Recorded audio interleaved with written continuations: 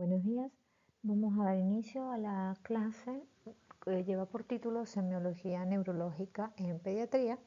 Esta es una clase bastante extensa, a pesar de que traté de resumirla y esquematizarla lo más posible, pero bueno, más o menos vamos a tratar de ir revisando las láminas, escuchando el audio para poder ubicarnos en el tema. Este es un tema que ya ustedes han manejado anteriormente, lo que es la semiología neurológica de la parte de adultos, entonces ustedes van a ver que el inicio de la clase más o menos es parecido a la parte del adulto. Lo que va a diferenciar es el desarrollo psicomotor, que es algo específico del área pediátrica. Entonces, bueno, vamos a dar inicio. ¿Qué es importante recordar en la evaluación neurológica? La evaluación neurológica nos va a permitir dos cosas: valorar el sistema nervioso central y el sistema nervioso periférico. En pediatría, lo que sí tenemos que tener siempre pendiente es que esta valoración de ambos sistemas va a depender del grupo etario. En el adulto, que es lo que ustedes han hecho hasta ahora, más o menos siempre es igual. Pero en pediatría, dependiendo si es un recién nacido, si es un lactante, un preescolar, un escolar o un adolescente, van a tener determinadas características que hay veces que hay que hacer mayor afinidad, mayor fijación en algunas cosas que en otras. Pues bien, antes de entrar de lleno lo que es en la clase, vamos a recordar un poquito, ¿verdad? Que el sistema nervioso se origina a partir de la tercera semana de gestación, es decir, el sistema nervioso se comienza a formar y a crecer y a desarrollarse desde el inicio de la vida intrauterina. ¿Por qué esto es importante? Porque entonces cualquier factor o cualquier situación que me pueda afectar en esta etapa va a repercutir directamente en ese crecimiento y desarrollo del sistema nervioso. Un ejemplo, las deficiencias, yo sé que ustedes han oído, deficiencias de ácido fólico, vitamina B12, pueden repercutir en la formación de lo que es el tubo neural y va a conllevar a alteraciones como espina bífida, anencefalia, etcétera, ¿verdad? Entonces es importante que tomemos en consideración que el desarrollo del cerebro y de todo el área del sistema nervioso va a iniciarse en las primeras etapas. ¿Okay? Eso es algo que siempre les quiero que les quede claro. Acá, como les pongo en la lámina, va a desarrollarse a partir de lo que es una capa llamada del exodermo, la cual se va a ir dividiendo, se va a ir transformando en dos áreas, un tubo neural y una cresta neural.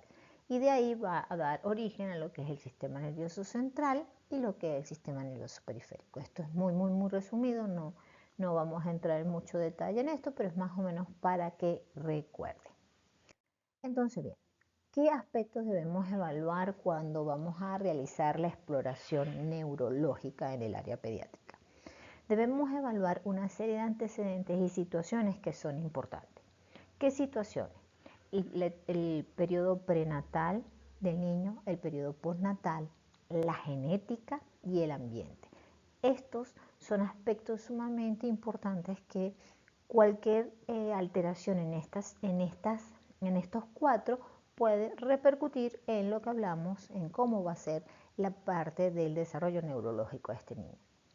Es importante conocer los antecedentes, ¿ok? Por eso debemos conocer todos estos antecedentes, como son prenatales, obstétricos, neonatales, alimentación, inmunización, epidemiológicos, patológicos, etcétera, porque todos estos antecedentes, si nosotros los preguntamos y ahondamos en ellos, podemos observar si hay alguna alteración en esos cuatro que les puse de prenatal, ambiente, postnatal y genético, para poder determinar si podemos estar frente a algún problema.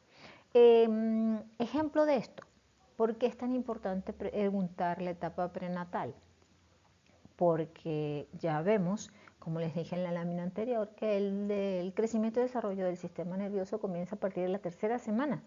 Entonces, cualquier problema que haya en el tiempo, durante el embarazo, va a repercutir. Se habla, madres o mujeres embarazadas que están sometidas a muchísimo estrés durante el embarazo van a producir una cantidad de cortisol elevada. Este cortisol produce un proceso inflamatorio que puede producir inflamación a nivel del sistema nervioso del feto que se está formando y puede llegar a alteraciones, puede llegar a malformaciones o alguna alteración. Estudios que se están haciendo sobre, por ejemplo, el TDAH asociado al estrés materno es debido a eso.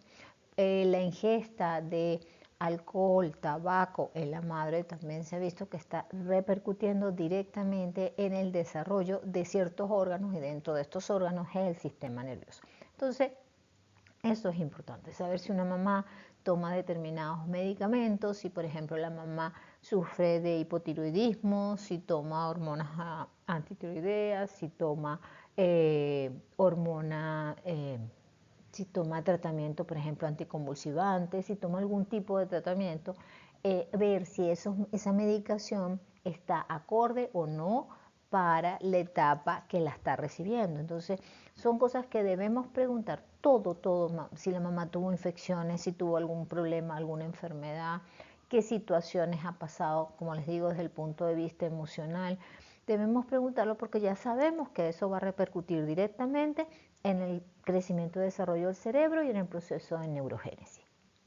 Otro antecedente importante es el obstétrico. El obstétrico debemos ver cómo fue ese parto, si fue un parto eutóxico, si fue un parto con force, si hubo un trabajo de parto prolongado, si fue una cesárea, si hubo anestesia general, si fue peridural. ¿Por qué? Porque todas esas situaciones tal vez me puedan llevar a sufrimiento fetal, a periodos de asfixia, que pueden repercutir también a nivel del cerebro del niño. Cómo fue la etapa neonatal, ese primer mes de vida, si hubo algún proceso infeccioso, si hubo un proceso de asfixia, si hubo ictericia, si algún problema metabólico que pueda haber hecho que se me altere el desarrollo. Con la alimentación sabemos que es sumamente importante. Ustedes conocen que hay por ejemplo, una serie de nutrientes que son necesarios, como hablamos, el ácido fólico, la vitamina B12, que son necesarias para la transformación de la homocisteína en metionina. Si nosotros no tenemos ácido fólico ni vitamina B12, ¿qué va a pasar? La homocisteína va a quedarse, no se va a poder transformar en metionina y la homocisteína sabemos que es neurotóxica. Entonces directamente altera lo que es la parte cerebral del niño. Y por eso se ven las enfermedades como espina bífida, anencefalía, etc. El hierro, el zinc, una serie de vitaminas son necesarias para el proceso de mielinización, para el proceso de desarrollo neuronal. Entonces, ven lo importante es que preguntar qué tipo de alimentación el niño tiene. Con relación a las inmunizaciones, porque sabemos que las vacunas son prevenciones para enfermedades. Hace muchísimos años se hablaba de que habían algunas vacunas que tal vez se estaban asociando a trastornos del neurodesarrollo, ya eso se descartó, ya por favor eso no siempre deben aclarárselo las mamás.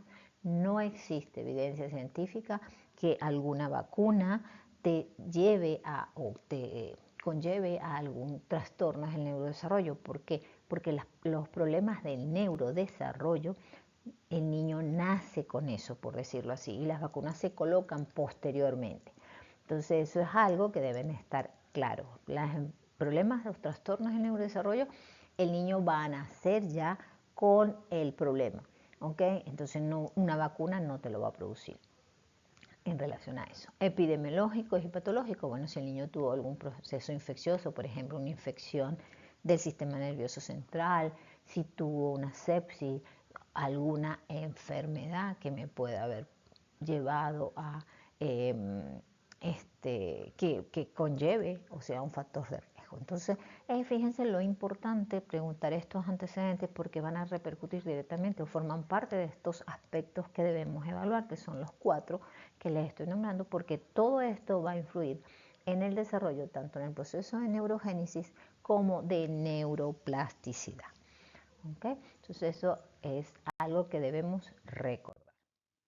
Entonces, bien, cuando hablamos ya de lo que es entrar directamente en el tema de exploración neurológica, la exploración neurológica va a tener 5 ítems. ¿Okay? Y evaluar el estado de conciencia, evaluar los pares craneales, el sistema motor, el sistema somatosensitivo y el desarrollo psicomotor. Fíjense que los 4 primeros ya ustedes más o menos lo conocen porque es lo que han evaluado siempre cuando han estudiado en la parte de adulto. En pediatría el que le agregamos es el quinto, como les estaba comentando al inicio, que es lo que es el desarrollo psicomotor.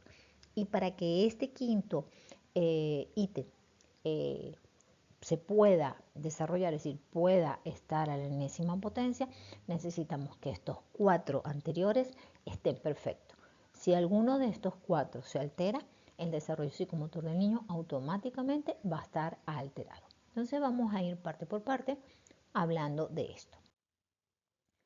El primero, bueno, el estado de conciencia. El estado de conciencia tiene 2 áreas, una etapa cuantitativa y una etapa cualitativa.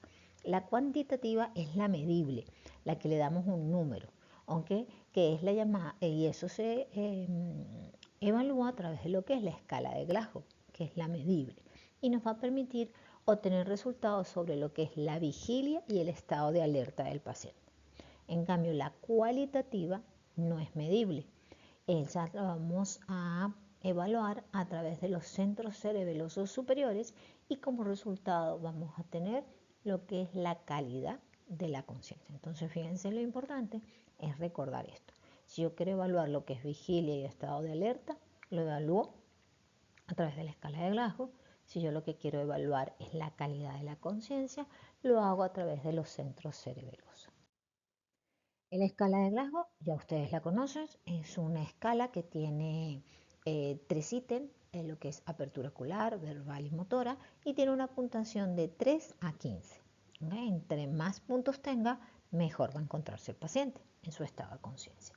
Entonces, en pediatría es la misma, ¿okay? Lo que va a variar es en la etapa de lactante, como pueden ver aquí en la lámina, que la forma de respuesta va a variar porque lógicamente el niño no tiene un lenguaje fluido en su etapa de lactante, entonces se va a, su respuesta va a ser más de gemido, de llanto, de balbuceo, de irritable, ¿ok? Entonces más o menos aquí les coloco para que ustedes vean cómo irían evaluando, pero el puntaje va a ir igual. Entonces, gracias a la escala de Glasgow, nosotros podemos, por ejemplo, que es lo más frecuente, utilizarla para clasificar los traumatismos cráneoencefálicos. Entonces, dependiendo del valor de la escala de Glasgow, uno clasifica el traumatismo cráneoencefálico en leve, moderado y severo. Algo que quiero que recuerden siempre, que la escala de Glasgow, aunque permite clasificar el traumatismo cráneoencefálico, no es específico para el traumatismo, es decir, no es que es para lo único que se va a utilizar, no. Ustedes van a utilizar, como les dije, la escala de Glasgow es para evaluar la conciencia del paciente, el estado de vigilia del paciente. Entonces, ante cualquier alteración del estado de vigilia, ustedes tienen que aplicar la escala de Glasgow, sea un traumatismo craneoencefálico, sea un tumor, sea una cetoacidosis, sea una intoxicación. Es decir, cualquier alteración que ustedes vean en el estado de conciencia del paciente, ustedes van a utilizar la escala de Glasgow, que nos permite evaluar y clasificar el traumatismo craneoencefálico, sí, pero no es exclusiva de esta patología, ¿ok? Eso es algo que les quede claro. Entonces, ¿cómo vamos a interpretar la escala de Glasgow? Fíjense que acá les pongo que dependiendo del valor que nos dé, nosotros le damos un nombre que va desde lo que es la somnolencia, estuporoso, hasta entrar en lo que es el coma en sus 3 etapas, hasta llegar a lo que es muerte cerebral. Esto es algo importante porque cuando ustedes estén haciendo su ruralito, y reciban a un paciente, sea cual sea la causa, y tenga una alteración del estado de conciencia, ustedes van a poder decir si ese paciente más o menos en qué etapa está. ¿Okay? Y por eso yo les pongo esto que es llamado las fases de depresión de la conciencia, en la cual si a ustedes les da una historia o una referencia en la que dicen, mira, el paciente estado de conciencia confuso, letárgico, con delirio o nubilado, estuporoso en coma, ustedes ya más o menos tienen que saber a qué se refiere. Okay, por ejemplo, el letárgico de ese paciente somnolento, con una atención deficiente, pero se despierta completamente. Si ese paciente está está totalmente despierto, pero tiende a sedarse a la somnolencia. Pero si ese paciente tiene una orientación deficiente, ya tendría que estar en confuso. o confusión.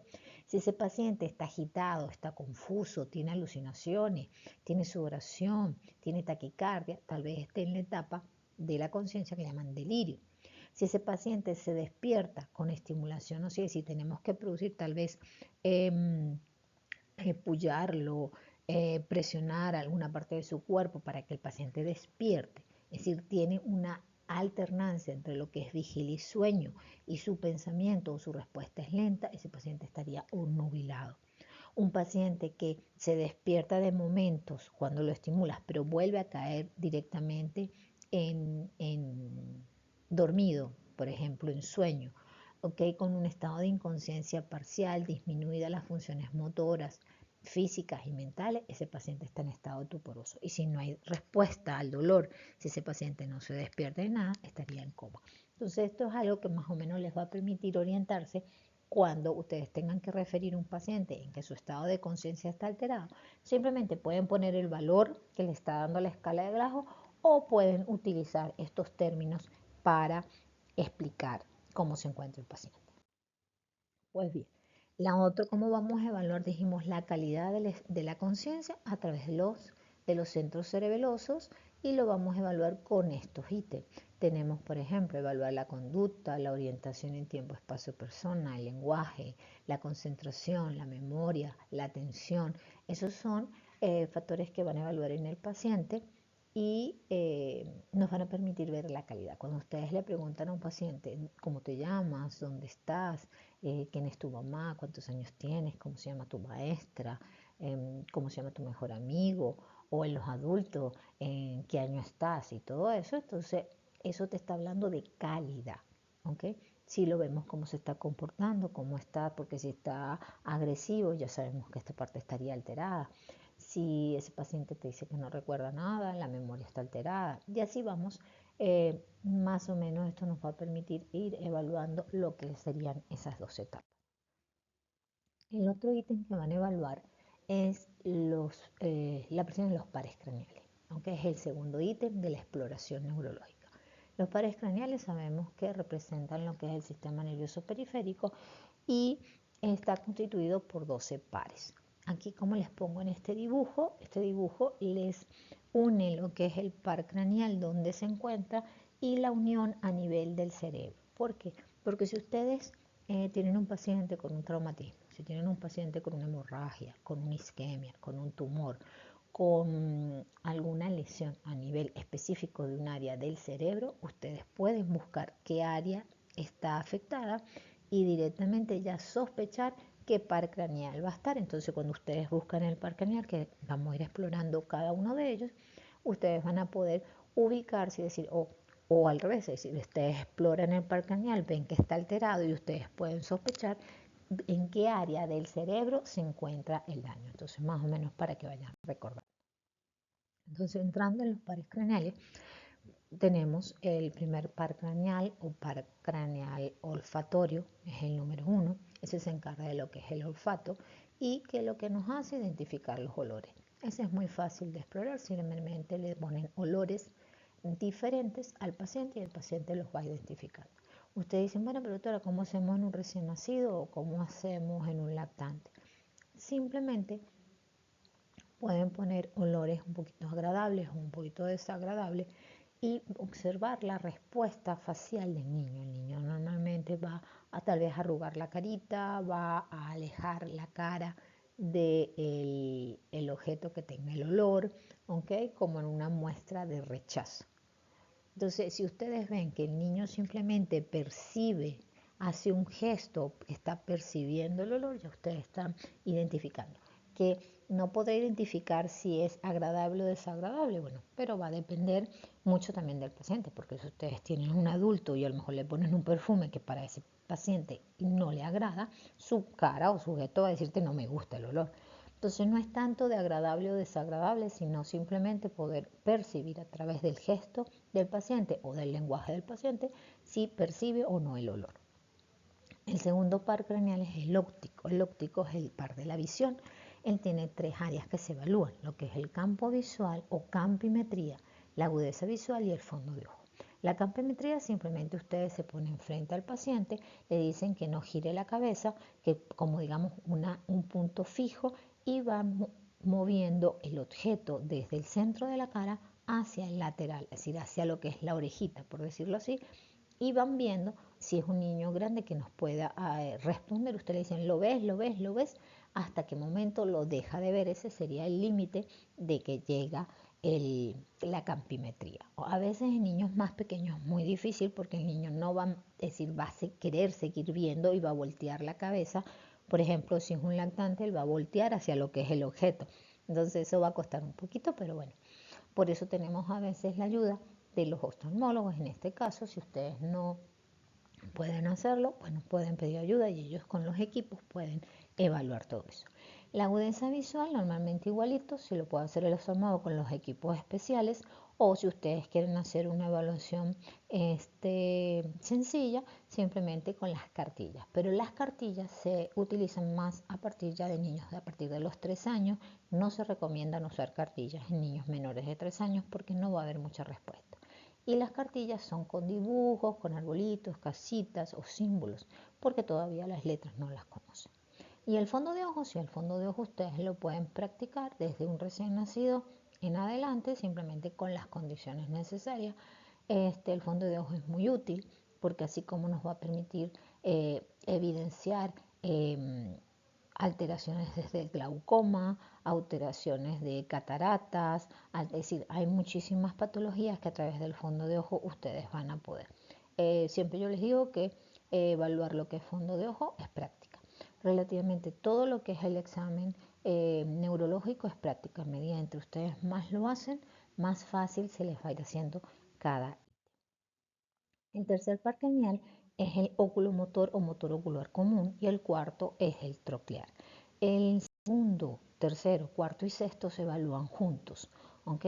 ¿Por qué? Porque, por ejemplo, el tercero va a permitir evaluar lo que es la contractura de la pupila y los movimientos de apertura ocular, a excepción de la abducción, es decir, la mirada hacia afuera.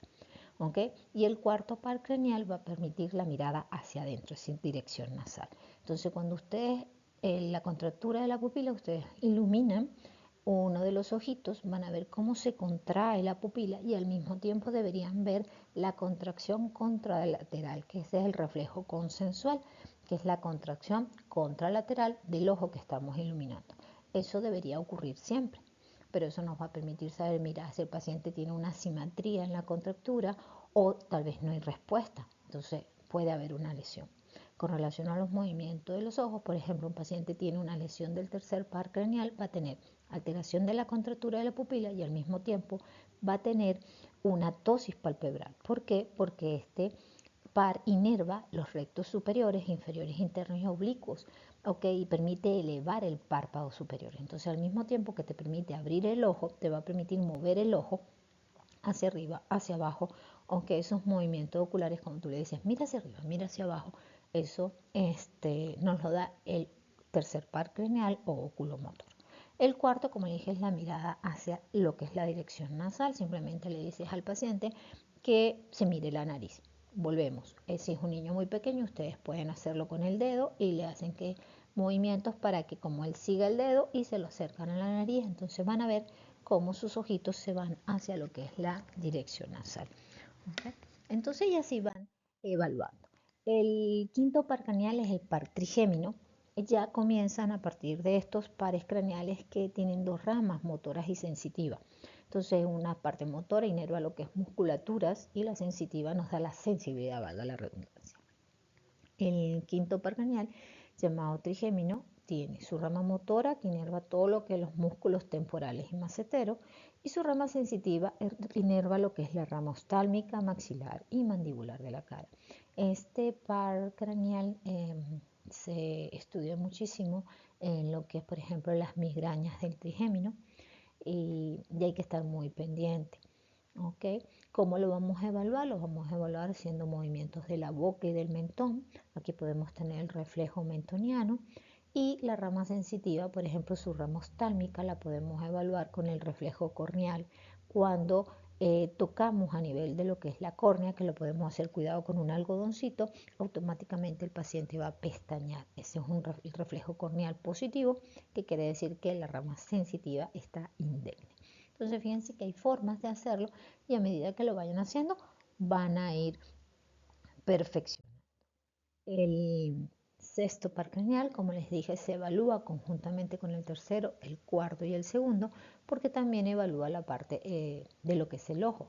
Entonces, él se le llama motor ocular externo o abducente, que te va a evaluar o va a permitir lo que es la desviación lateral del ojo hacia afuera. ¿Por qué? Porque inerva el recto externo. Entonces, cuando ustedes le dicen al paciente, mira hacia arriba, hacia abajo, hacia adentro, hacia afuera, mueve los ojos, están inervando todos esos pares craneales. El otro es el séptimo par craneal, que es el facial, que también tiene dos ramas, motora y sensitiva. La parte motora inerva todo lo que son los movimientos de la cara, de la frente, los orbiculares, los periorbiculares. ¿Okay? Por eso cuando se evalúa a este paciente es que se le dice arruga la frente, aprieta los ojos, silba. ¿Okay? Entonces, si no es silba, infla los cachetes, da un besito, como uno le dice a veces a los niños, tira besitos. Entonces, todos esos movimientos de la cara nos están hablando de que el facial está indemne. Por ejemplo, usted tiene un traumatismo o alguna lesión que ustedes sospechen de que puede estar una parálisis facial, van a ver esa desviación de los rasgos faciales y al hacer los movimientos, estos van a estar alterados. Y la rama sensitiva del facial inerva los 2/3 anteriores de la lengua, entonces la sensibilidad, y eso lo hacemos colocándole diferentes sabores. Azúcar, traten de usar sabores para que el niño pueda captarlo, azúcar, sal, todo eso. Acuérdense que en la lengua existen papilas gustativas, dependiendo del área de la lengua que estemos tocando, van a ver para lo dulce, para lo salado. Entonces los 2/3 anteriores van a permitir evaluarse a través de el percibir sabores. Okay, aquí les pongo, ¿verdad?, cómo hacemos la evaluación del séptimo par craneal, y dependiendo si hay una lesión a nivel cerebral por encima o por debajo de la protuberancia, esto nos va a dar lo que es la llamada parálisis facial central o parálisis facial periférica. Pues bien, continuando con los pares craneales, tenemos el número 8, octavo par craneal, que se le llama auditivo o estetoacústico. Este par craneal tiene dos ramas. Una rama que le llaman auditiva, que es la cóclea. Recuerdan el órgano del oído, aunque tenemos la cóclea y tenemos los vestíbulos y tenemos los laberintos. Entonces dentro de ellos hay un líquido que se llama linfa. Entonces esto es importante para recordarlo, porque una parte nos da lo que es la parte auditiva, los sonidos, y la otra nos da el equilibrio. Entonces cuando vamos a evaluar este par craneal, nosotros tenemos que ver si el paciente escucha, podemos hacer sonidos, susurrar, hacer una campanita, algo que el niño va a voltear. Si es un niño muy pequeño, simplemente va a voltear hacia el lado que se le está estimulando. ¿Okay? Si es un niño más grande, ya ustedes pueden decirle, ¿me escuchas? ¿Escuchas esto? No sé qué. Sí, y la otra parte que van a evaluar es el equilibrio por la rama vestibular, que aplicamos lo que es la prueba del Romberg. ¿Okay? Entonces un Romberg positivo o un Romberg negativo. Entonces aquí les pongo más o menos qué cosas deben evaluar, porque por ejemplo un paciente con vértigo, un paciente con laberintitis puede tener alterado estas pruebas, y no necesariamente porque hay una lesión directa del par craneal, sino muchas veces porque hay una alteración a nivel de lo que es el endolinfa, que esté aumentada o disminuida por procesos virales, etcétera, que me pueda producir una alteración de la prueba de Romberg. Otro par craneal es el 9 y el 10. El 9 es el llamado glosofaringio y el 10 es el nervio vago. El glosofaringio tiene también dos ramas, igual que el vago, en una motora que inerva lo que es la faringe y una sensitiva que inerva la otra porción de la lengua que era el facial junto con el glosofaringio. Entonces vean que inervan lo que es la parte sensitiva de la lengua. Este inerva un tercio posterior de la lengua, inerva la parte de la faringe, posterior del tímpano y del conducto auditivo externo. Y el vago, a través de su parte motora, inerva todo lo que es el velo del paladar, faringe y laringe, y a través de su rama sensitiva inerva lo que es faringe y laringe. Entonces ahí pueden ver, entonces dependiendo el estímulo que ustedes estén produciendo, van a tener estimulación. Lo bueno de los pares craneales, o algo que tienen que estar pendiente de los pares craneales, que hay veces que podemos evaluarlos en conjunto. ¿Por qué? Porque ellos a veces actúan en conjunto, ellos combinan a veces sus funciones. En este ejemplo, como les pongo aquí, el 9 y el 10, el glosofaringeo y el vago, ellos son los encargados de dar la respuesta a estos tres reflejos. El reflejo nauseoso, que es cuando tú retraes la lengua, el paciente hace como una arcada. El reflejo carotídeo, es que cuando tú estimulas lo que es a nivel de la carótida en el cuello, produce bradicardia y hipotensión. Y el reflejo oculomotor, que cuando tú presionas el globo ocular pero fuertemente, ¿verdad? Con presión, va a producir bradicardia. Entonces, fíjense que a veces los pares craneales actúan solos, pero al mismo tiempo pueden actuar en conjunto. Por ejemplo, como les dije, la rama sensitiva del facial y del glosofaringeo se encargan de la inervación sensitiva de la lengua. Ellos, si tú vas a evaluar la sensibilidad de la lengua, tú sabes que estás utilizando dos pares craneales para evaluar. Y si le sumamos el movimiento de la lengua, sería el hipogloso. ¿Okay?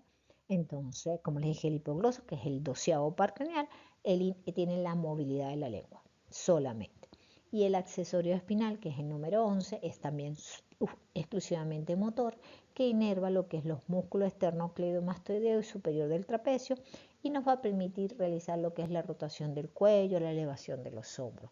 Entonces, cuando estamos evaluando, como les digo, la lengua, ya sabemos que participan 3. Cuando estamos evaluando lo que es el ojo, sabemos que participa el 2, el 3, el 4 y el 6. Cuando estamos evaluando, por ejemplo, movimientos de la cara, sabemos que tenemos que tener pendiente lo que es el trigémino, ¿ok? Con su rama maxilar y mandibular, y al mismo tiempo el facial con sus ramas motoras. Entonces, hay en oportunidades que pueden evaluar un solo par craneal, pero hay ciertos movimientos o ciertas áreas que van a utilizar la combinación de los pares craneales. El tercer punto de la exploración neurológica es el sistema motor. El sistema motor, ¿qué vamos a evaluar? Fíjense que aquí dice qué evaluar cuando evaluamos el sistema motor. Vamos a evaluar la postura en reposo, vamos a evaluar los movimientos y vamos a evaluar el área motora del desarrollo psicomotor. Esos tres son los puntos que se evalúan para evaluar el sistema motor. Entonces, ¿cómo evaluamos este sistema? El sistema motor se evalúa a través de estos 4 ítems: el tono, la fuerza, el trofismo y los reflejos osteotécnicos. El tono, muchachos, es esa contracción involuntaria, permanente, que mantiene un músculo para mantener una posición. Es decir, para ustedes mantenerse en la posición de pie, con su cabeza erguida, sin movimiento, cabeza erguida y en posición de pie, ustedes necesitan tener un tono muscular, es decir, necesitan que el músculo tenga una contractura que no es provocada por ustedes, eso es inconsciente, es involuntaria, es una contractura constante para que se mantenga la postura, ¿ok? En el paciente. Si, por ejemplo, el niño, por ejemplo, el tono a nivel del cuello, el bebé cuando nace, la cabecita se le tiende a caer. ¿Por qué? Porque el tono muscular a nivel cervical todavía no se ha desarrollado. A medida que el niño va avanzando, ese tono muscular va a ir mejorando. Si ese tono muscular no mejora, va a tener problemas ese niño posteriormente para mantener la postura sentada, para poder separar y todo, porque necesitamos que el cuello se mantenga rígido. Si yo estoy aquí parado y de repente pierdo el tono muscular, que va a haber una caída, voy a caer al piso.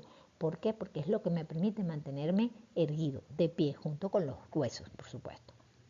La fuerza muscular, a pesar de que es una es esa contracción o esa oposición que se presenta del músculo contra una fuerza que yo estoy produciendo.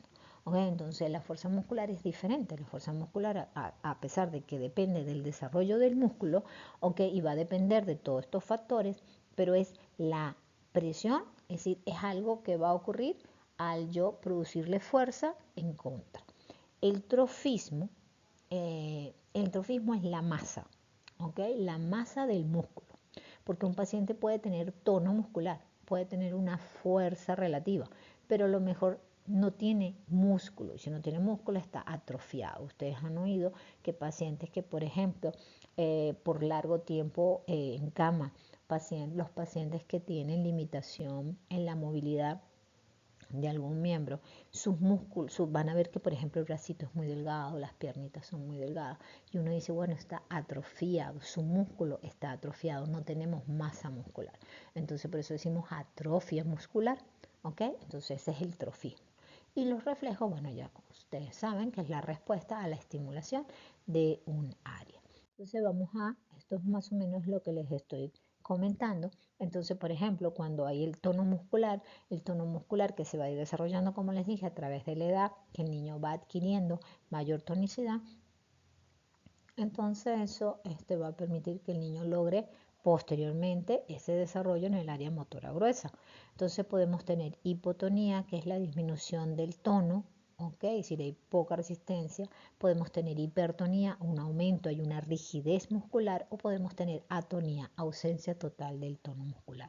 Ejemplos de esto, una hipotonía es un paciente con hipotiroidismo. Ese paciente, cuando tú tratas de sentarlo, ese paciente es como flojito, como un muñequito de trapo, no logra lograr la posición, no hay fuerza en ese músculo. Hipertónico, un paciente está rígido, un paciente que ustedes ven cuando, por ejemplo, ese paciente está convulsionando, que pone rígida la musculatura, aumenta el tono muscular.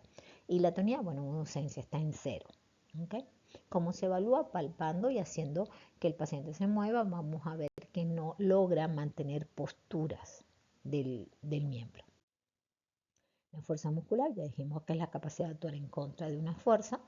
Le vamos a mandar al paciente a hacer diferentes movimientos y nosotros le vamos a decir, por ejemplo, estira la mano, nosotros tratamos de bajar la mano o de subir el brazo o de subirle la pierna y el paciente va a poner una presión, ¿no? Va a evitar que nosotros le bajemos el brazo o le subamos el brazo. ¿Ok? Entonces algo que es lo que tendrían que esperar.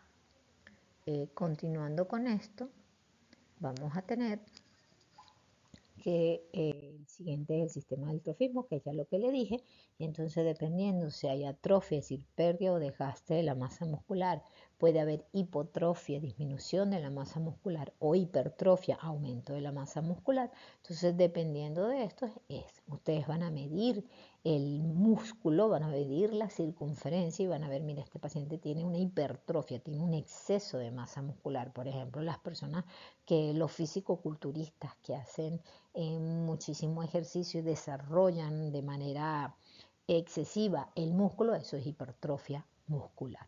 ¿Okay? Podemos tener atrofia, pero también tenemos hipotrofia. Entonces son términos que debemos ir recordando. Ok, continuando entonces con el otro punto sería el sistema motor, perdón, serían los reflejos.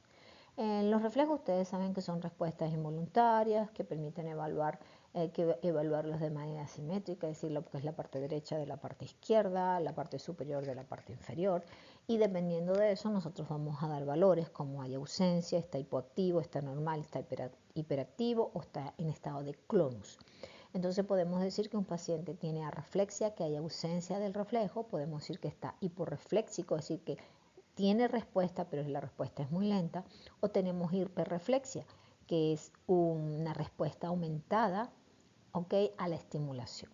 Entonces, fíjense que así, estos son términos que debemos ir recordando, como todos los que les estoy poniendo hasta ahorita, es decir, hipoatrofia, atrofia, hipertonía, hipotonía, hiperreflexia, hiporreflexia, debemos ir recordándolos, ya saben a qué se refieren, porque ustedes tienen que aprender que cuando hacen una historia, hacer un examen físico, esos términos debemos ya manejarlos. Entonces, bien, esta lámina les coloco los reflejos, recuerden que hay reflejos superficiales y reflejos profundos. El numerito que está al lado del nombre del reflejo es el área a la cual pertenecería a nivel de lo que es la columna. ¿Por qué? Porque cuando ustedes están explorando los reflejos, ustedes exploran el reflejo, entonces aparte de decir que está refléxico o hiporrefléxico o hiperrefléxico, que tiene un clonus, es decir, en qué etapa está, estamos diciendo dónde puede haber una lesión. Porque si hacen el reflejo rotuliano y no hay respuesta del reflejo rotuliano, yo podría estar pensando que hay una posibilidad que haya una lesión a nivel medular de la L2, L3 y L4. O si, por ejemplo, en un paciente no tengo respuesta del reflejo cremasteriano, entonces tendría que estar pensando que puede haber una lesión a nivel de L1 y L2. Entonces, fíjense, si no tengo reflejo cremasteriano y no tengo reflejo rotuliano, que sería un reflejo superficial y uno profundo, yo puedo estar ante una lesión de las lumbares. Entonces, a lo mejor ese paciente tuvo un traumatismo y tiene una lesión, ¿ok? Entonces, o tiene una compresión que me está alterando esos reflejos porque a lo mejor están presentes, pero está hiporrefléxico.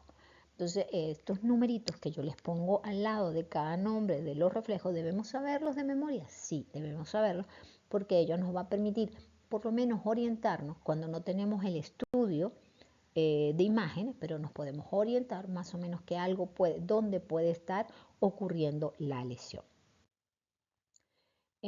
A unos reflejos que también, a pesar de que los reflejos anteriores son los reflejos osteoteninosos que tenemos todos, en pediatría hay unos reflejos que se llaman reflejos primitivos o arcaicos que ustedes lo estudiaron cuando vieron recién nacido, que son reflejos propios del recién nacido. Y hay unos reflejos que son propios del lactante, que es lo que vamos a ver. Los reflejos primitivos o propios del recién nacido son reflejos de respuestas involuntarias que nos hablan de inmadurez neurológica. ¿Okay? Estos reflejos primitivos que están en este recién nacido, a medida que el niño va aumentando en edad y que va madurando, mielinizando todo lo que es el proceso neurológico, estos reflejos van a ir desapareciendo paulatinamente o dan paso a otros reflejos que serán reflejos de supervivencia. Entonces, por ejemplo, en los reflejos del recién nacido, ya ustedes lo vieron cuando vieron recién nacido, es el reflejo del moro, el reflejo de la marcha, el reflejo de la búsqueda. Fíjense que aquí les coloco más o menos en qué consiste cada uno y con la foto ustedes más o menos van a ir viéndolo. Entonces cada uno tiene que son reflejos del recién nacido y posteriormente van a ir, aunque se mantienen en esos primeros meses de vida, pero de manera más suave. ¿Ok? En el recién nacido los van a ver bastante marcados. Tenemos el reflejo palmar, el reflejo plantar, el reflejo tónico. Fíjense, el reflejo tónico es lo que estábamos hablando del tono muscular, ¿ok? Y así paulatinamente. Hay unos reflejos que son el reflejo de Babinski y el reflejo de Landau que tenemos que tener en cuenta. Y otros reflejos que les voy a poner ahorita, que por ejemplo el de Babinski es un reflejo que ustedes siempre han oído que es un reflejo patológico porque cuando está presente nos habla de lesión de la motoneurona superior. Pero en niños menores de 2 años, debido a que todavía no se ha logrado el 100% su desarrollo neurológico, ese reflejo va a estar presente. Entonces, en un recién nacido, en un lactante, hasta los 2 añitos, podemos tener presente el reflejo de Babinski y no es patológico. ¿Okay? El reflejo de Babinski lleva su nombre cuando hacemos la estimulación a nivel de la región plantar, pero si podemos hacer una compresión en la musculatura de la pantorrilla, una compresión del tendón de Aquiles o una estimulación a nivel tibial, da la misma respuesta, pero tiene otro nombre. Entonces, si ustedes escuchan el reflejo de Gordon, el reflejo de Shepard o el de Oppenheim, son el mismo reflejo de Babinski, pero la estimulación es diferente. Entonces, por eso se los coloco. El reflejo de Landau, fíjense que el reflejo de Landau es un reflejo normal del lactante.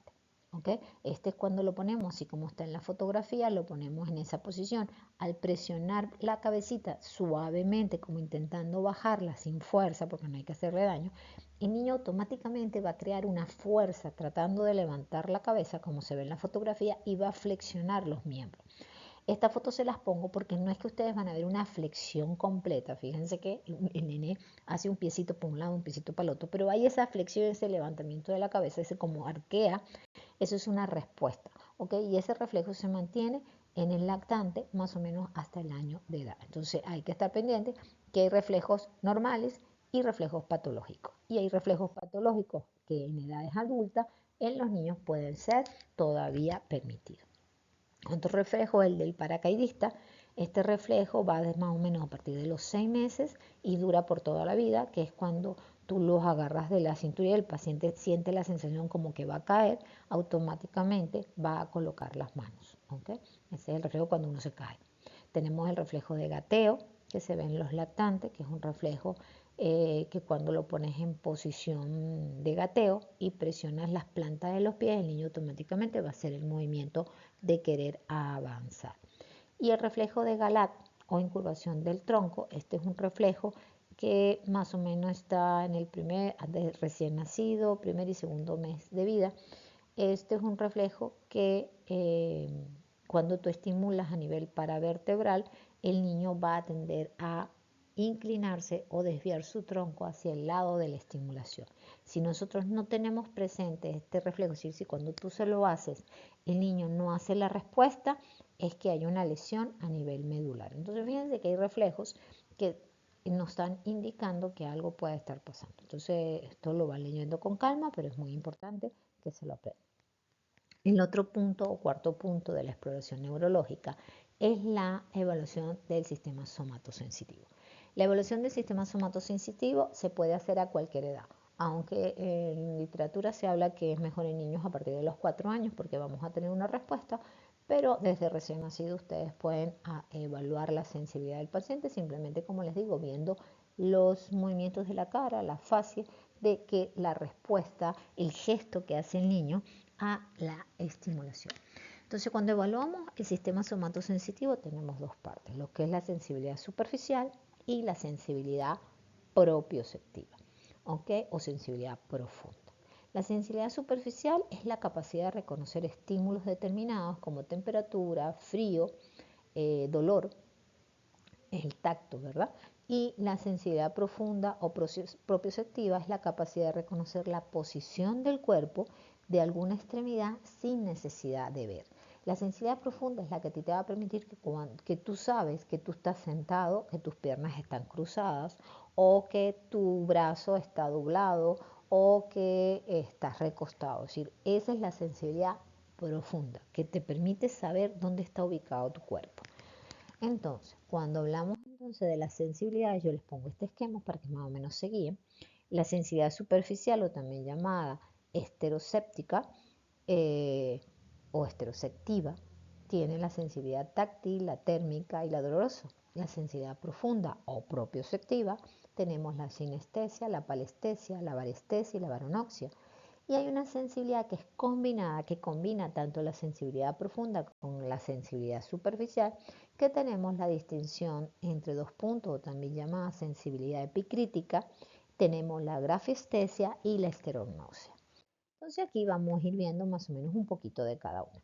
Acá tenemos las que les hablé de la sensibilidad profunda o proprioceptiva, tenemos la varestesia, que es la sensación de presión, la baronoxia, que es la capacidad de percibir o conocer objetos por su peso, la palestesia es la sensibilidad a través de la vibración, la batiestesia es la sensación o sentido de posición, ¿okay? Nos permite saber exactamente dónde está ubicada una parte de nuestro cuerpo, y la sinestesia es la percepción del equilibrio y la posición de una parte del cuerpo. Fíjense, yo no sé si ustedes han oído de lo que es el miembro fantasma, que ocurre cuando hay pacientes que tienen la amputación de un miembro y ellos sienten dolor y sienten que está su pierna ahí o está el miembro que se les amputó. Eso es la sensibilidad profunda, porque su cerebro está grabado la posición que tiene. En este dibujo que les pongo abajo simplemente para que recuerden los famosos dermatomas. Entonces, cuando ustedes evalúen la sensibilidad, ustedes tienen que utilizar el cuadro o el dibujo de los dermatomas, porque dependiendo por donde ustedes estén estimulando, si no logran respuesta, entonces ustedes pueden buscar a través de las dermatomas qué área, así como en los reflejos, qué área puede ser la que está alterada. De la sensibilidad combinada que les dije, tenemos la grafestesia, la esterognosia y la epicrítica. La epicrítica es muy fácil, que es la distinción de dos puntos. Ustedes hacen un punto en un sitio y un punto en el otro y le preguntan al paciente si percibe la distancia. Entonces te dice, sí, me hiciste un punto en el pie y otro en la rodilla, por ejemplo. La grafestesia es la de percibir o interpretar signos trazados en la piel. Ustedes, por ejemplo, en la espalda, ustedes le pueden hacer un círculo, le hacen una línea y el paciente tenga la capacidad de decirte, sí, me hiciste, porque es de percibir, ¿correcto? El paciente tiene que decir, sí, me hiciste un círculo, o me hiciste un triángulo, o me hiciste la letra A. Y la esterognosia es la capacidad de reconocer a través de la palpación un objeto. Ahí este se los doy a través de la imagen que estamos viendo de un elefante, donde cada persona está tocando un área sin verla y fíjense que ellos piensan que es otro objeto. este tipo de sensibilidad está muy desarrollada en los pacientes con discapacidad visual, en la cual ellos a través del tacto, ¿verdad? Ellos pueden percibir qué es lo que están. Entonces, fíjense que el elefante le están tocando la trompa y piensa que es una culebra, el otro le está tocando la oreja y piensa que es un abanico, y así sucesivamente. ¿Okay? Entonces, bueno, más o menos estos son los 4 principales ítems que debemos recordar y que deben estar indemnes para que, este quinto punto, que es el desarrollo psicomotor, pueda funcionar al 100%. Entonces, ahorita vamos a hablar de lo que es el desarrollo psicomotor. Vamos a poner un poquito más de atención porque esto sí es nuevo para ustedes, entonces, para que podamos tenerlo claro. El desarrollo psicomotor no es más que el resultado de la maduración del sistema nervioso, conjuntamente con la parte o las funciones musculares y los órganos sensoriales. Por eso les dije que todo debe estar perfecto. Es decir, si un paciente no tiene una buena audición, o no tiene un buen lenguaje, o su parte motora o su parte muscular está alterada, va a tener problemas para su desarrollo psicomotor. ¿Okay? Entonces todo tiene que estar en perfectas condiciones, por decirlo así. Es un proceso que va desde la concepción a la madurez. ¿Por qué? Porque el desarrollo psicomotor va a ir desde que el niño está en el vientre materno. ¿Okay? Porque como les dije, el desarrollo neurológico va desde la 3ª semana de gestación. Así que desde ahí comienza todo lo que va a ser el proceso de desarrollo psicomotor. Esto va a permitir, o este desarrollo psicomotor es el que nos va a permitir que el ser humano pueda adquirir habilidades y que pueda después funcionar de una manera independiente en su vida. ¿Por qué? Porque es la que nos va a permitir que el niño aprenda a sentarse, a caminar, a jugar, a correr, que pueda escribir, que pueda comunicarse, que pueda relacionarse. ¿Okay? Se desarrolla de manera cefalocaudal, próximo distal de lo general específico. Siempre primero el desarrollo va a venir de la cabeza, lo que es el sostén cefálico. ¿Por qué? Porque si no tengo un buen sostén cefálico no voy a poder lograr una buena, no voy a poderme sentar, no voy a poderme parar. Entonces tiene que ir de lo más cercano, es decir, céfalo caudal, o de lo más proximal a lo distal. Para desarrollar la pinza, pinza fina, pinza gruesa, el niño tiene que desarrollar los movimientos del hombro primero. Entonces por eso es de lo más proximal a lo distal. Y de lo general a específico porque los movimientos y todo primero va a ser tórpido, ¿ok? Para luego ir afinando. Ustedes primero aprendieron a decir mamá, ¿ok? O gugú, y después aprendieron a tener el léxico que ustedes tienen actualmente. Entonces, por eso esto es algo muy importante y cuando se les pregunta qué es el desarrollo psicomotor o qué lo caracteriza, ustedes pueden aplicar todo esto que está en esta lámina. ¿Cómo vamos a evaluar el desarrollo psicomotor de un niño? Bueno, el desarrollo psicomotor normalmente se evalúa al inicio, desde el primer mes hasta los 6 años, que es lo más marcado.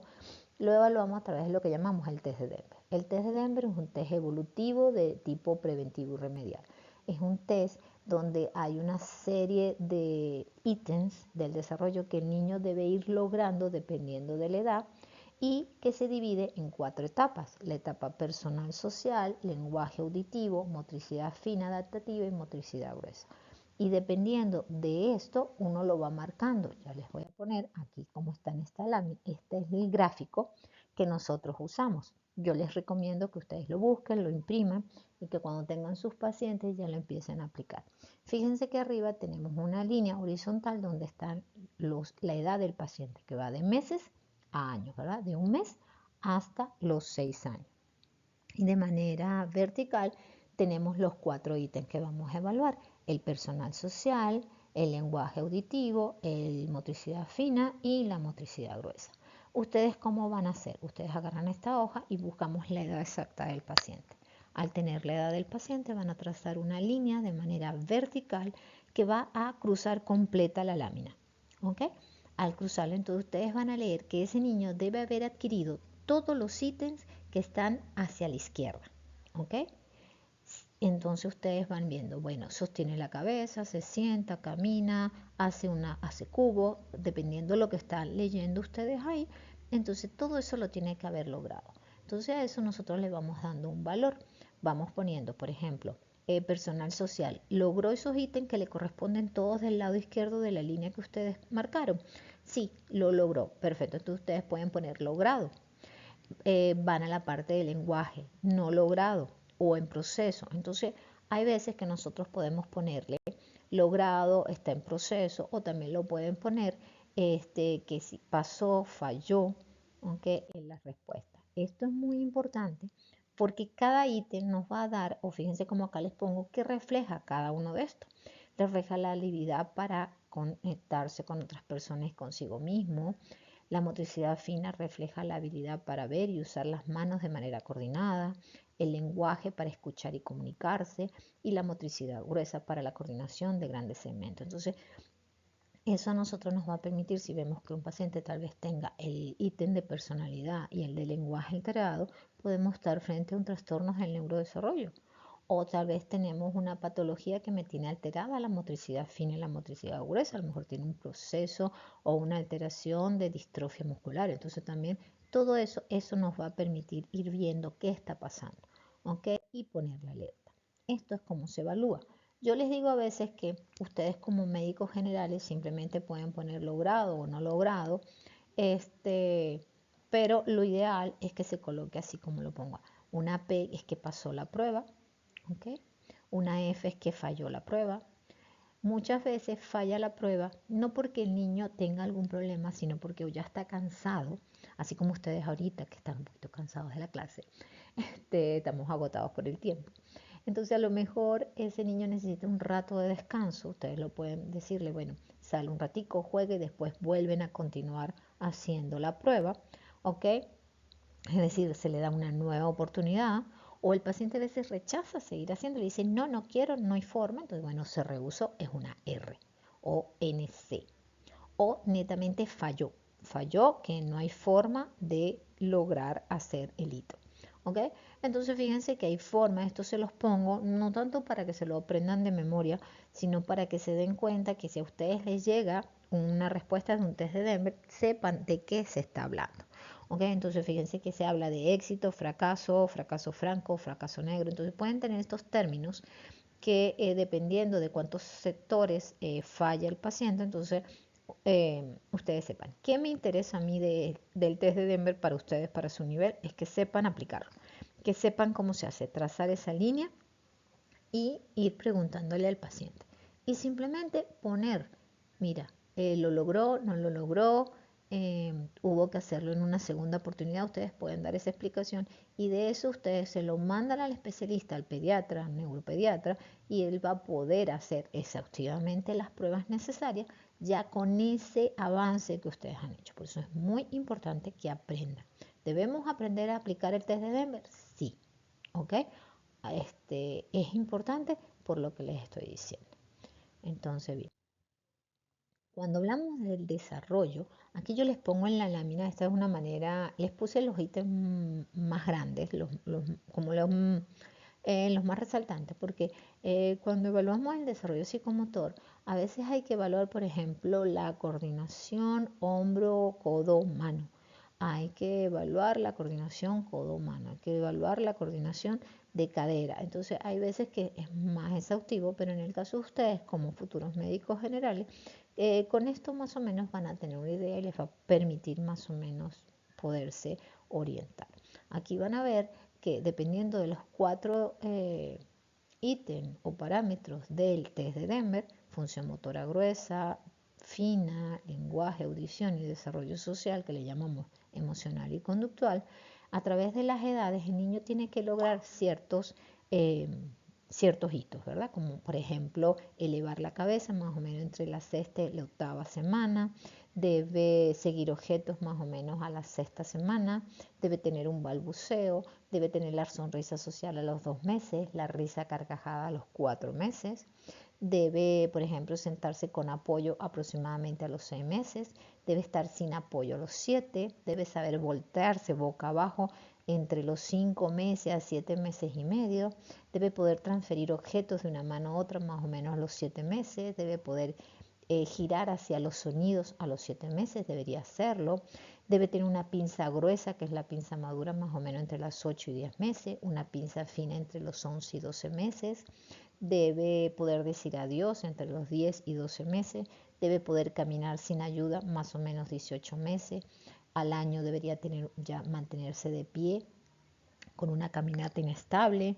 Debería, por ejemplo, correr un niño de los 2 a los 5 años, a partir de los 2 años debería correr, debería saltar. Al principio saltan con dificultad, no pueden diferenciar un pie del otro, ya después saltan en un solo pie.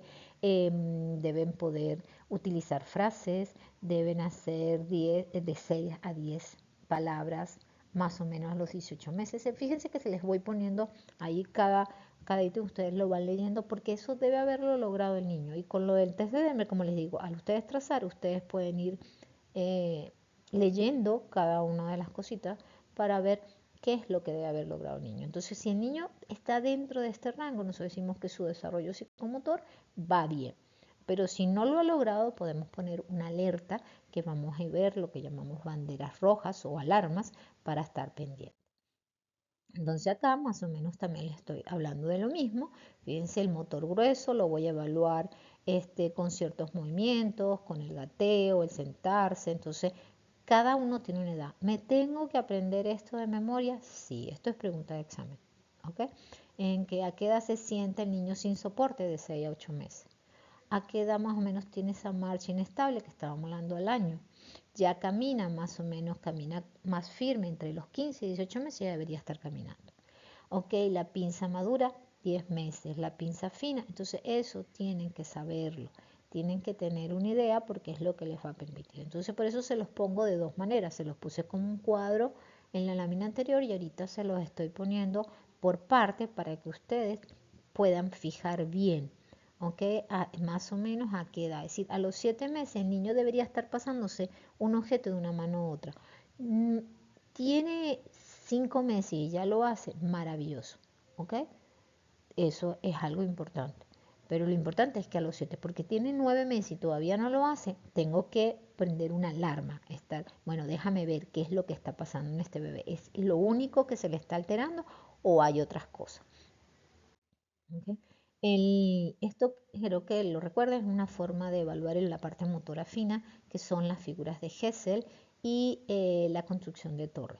Fíjense que es muy importante, esto también lo tienen que hacer y lo tienen que saber, ¿okay? Cuando están con sus pacientes, que cuando le hacemos hacer un círculo, un triángulo, un cuadrado en un niño, cuando hacemos hacer la figura geométrica, se le hacen dependiendo de la edad del niño. Si tenemos un niño que a los 3 años me hace un cubo, maravilloso, porque el cubo, como ven, se hace más o menos ya en un niño grande, 10 años, 11 años. Pero a los 2 años ya debe saber hacer línea. A los 3 años debería saber hacer un círculo. A los 4 una cruz. A los 4 años y medio debe saber hacer un cuadrado. A los 5 años debería saber hacer un triángulo. Si no ha logrado eso a las edades respectivas, tenemos que prender una alarma. ¿Qué está pasando?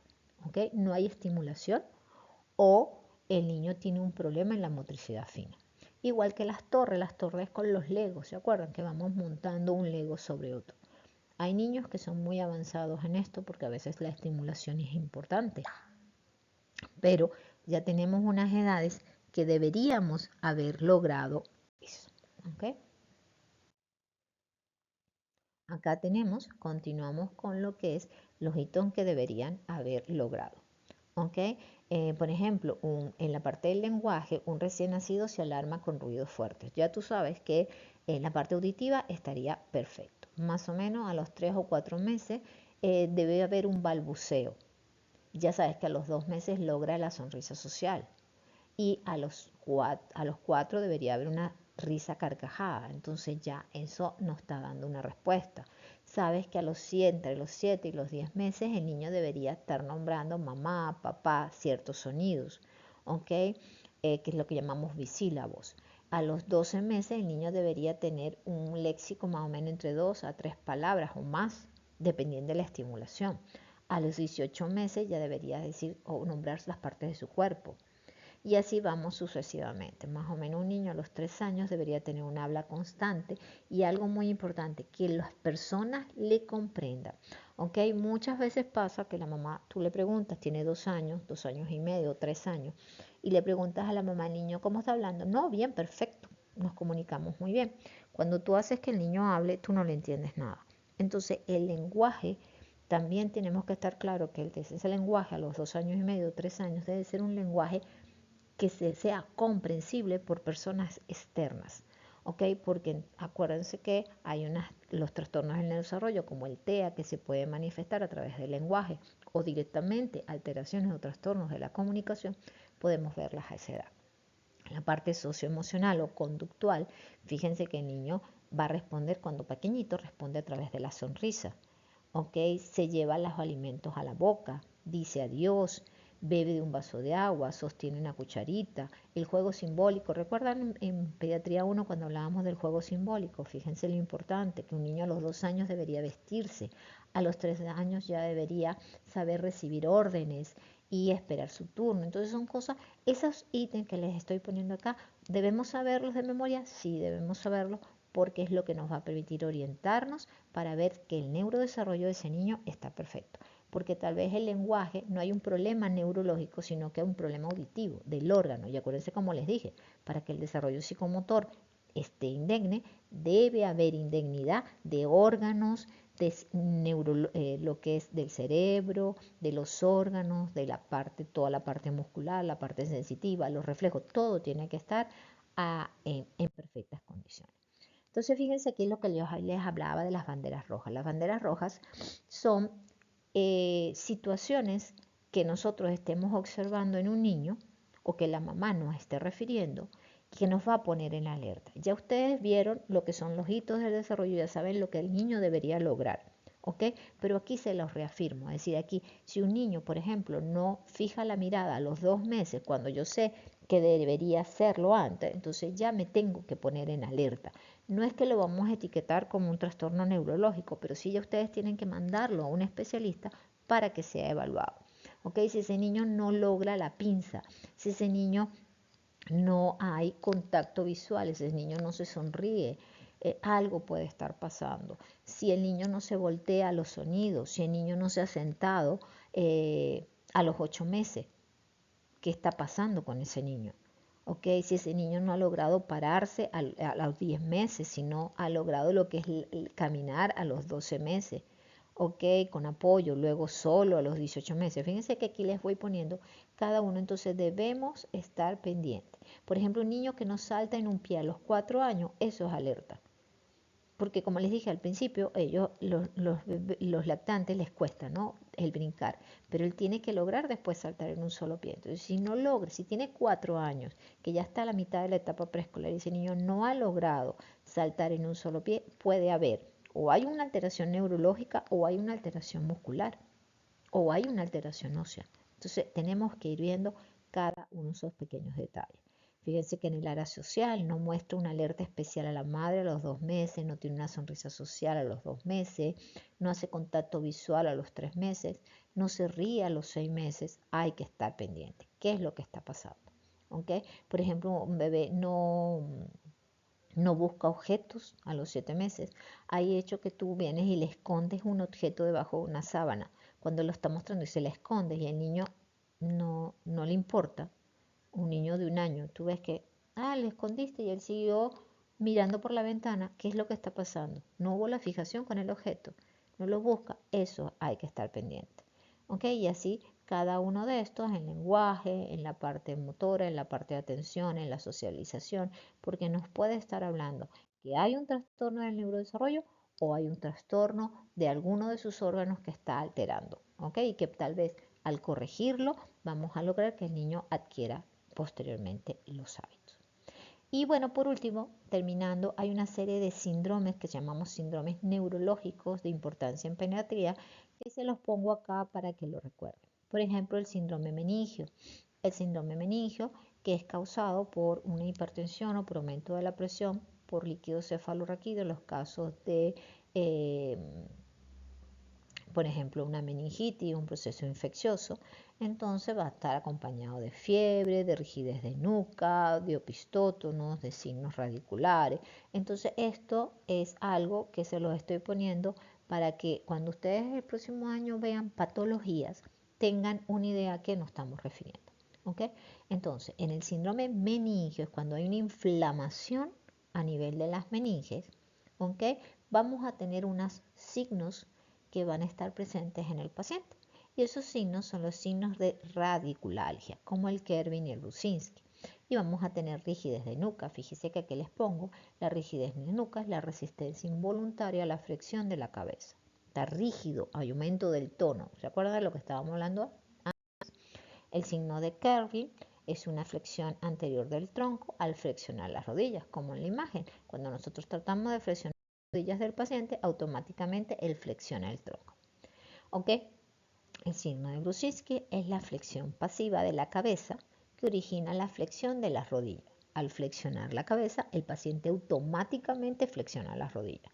Entonces, estos son signos que vamos a tener presentes en lo que llamamos el síndrome meningio, cuando hay una alteración a nivel de las meninges, que va a cursar con otras cosas como fiebre, cefalea, vómitos, sí, ¿ok? Pero a nivel neurológico van a ver estos signos, que es porque esta clase es de semiología y es para que estén pendientes. Otro, hay que estar claro que es lo que llamamos meningismo. Ustedes muchas veces van a leer este término.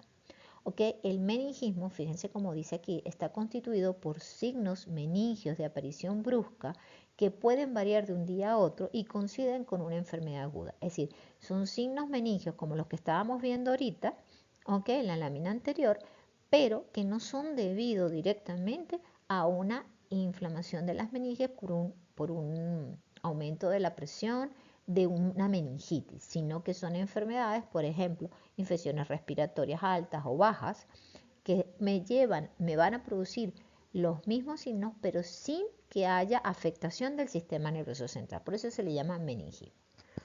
Hay otro que es el síndrome encefálico. El síndrome encefálico es mucho más frecuente, es de origen viral, aunque es debido a una encefalitis primaria y puede acompañarse de cuadros meningios.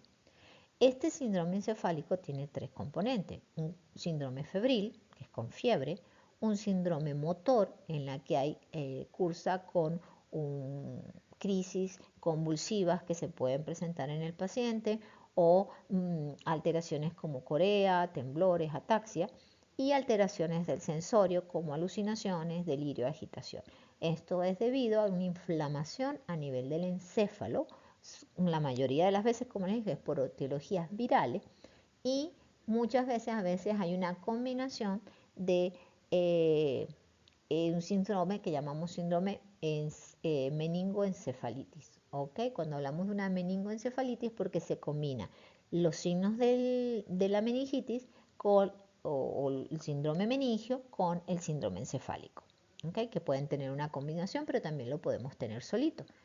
Y el síndrome de hipertensión intracraneal, que también es para que ustedes se vayan ya fogueando con esos términos. El síndrome de hipertensión es una triada en la cual el paciente va a tener una cefalea de tipo fronto-occipital, vamos a tener vómitos, vamos a tener edema de papila y puede o no acompañarse de ciertas alteraciones como son hipertonía, parálisis del sexto par. Entonces, estos son síndromes que ustedes los van a empezar a leer y ya saben. Okay.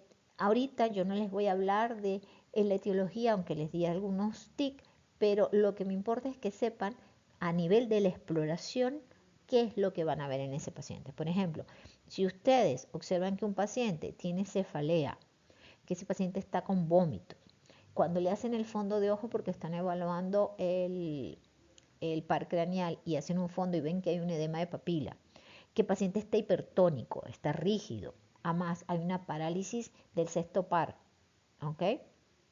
¿Se acuerdan del sexto par? Bueno, entonces cuando vemos todo eso, nosotros podemos estar frente a un síndrome de hipertensión endocranial. Entonces ustedes ya con eso, entonces ahora vamos a buscar por qué ese paciente hizo una hipertensión endocranial. Perfecto, pero ya tienen la idea al examen físico.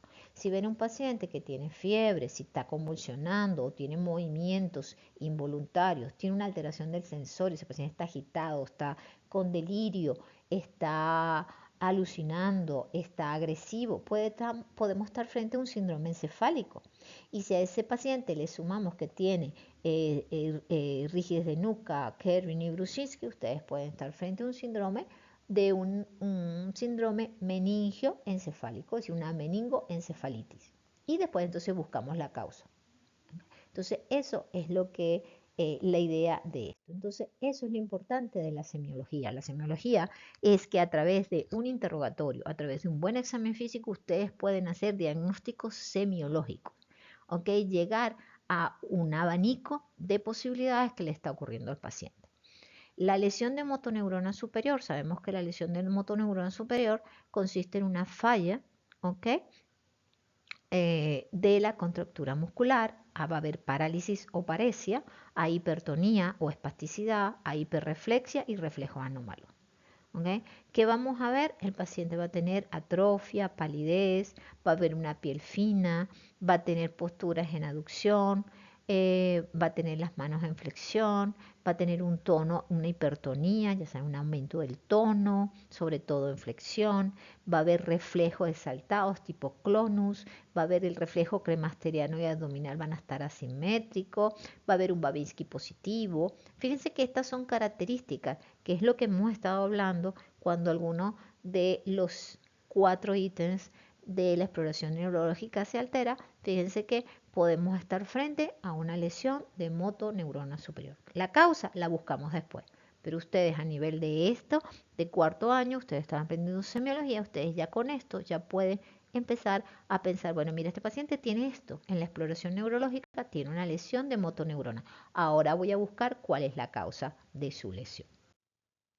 La lesión de motoneurona inferior está caracterizada, fíjense, por una pérdida de la fuerza muscular o paresia, va a haber hipotonía, una disminución de los reflejos, hay parálisis, hay atonía, hay flacidez, hay arreflexia. Ya son términos que ustedes han conocido en esta clase.